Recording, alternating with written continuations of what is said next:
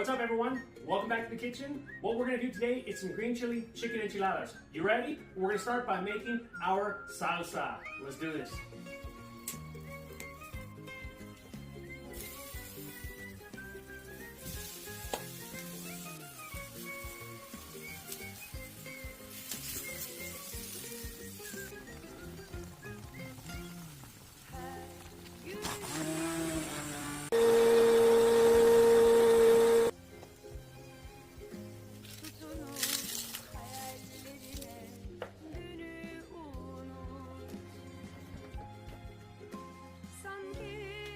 Kalbimin içinde yüzlerce kuş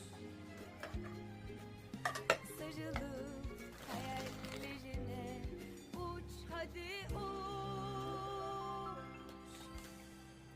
Teldeki güvercin, yalıdaki çapkın.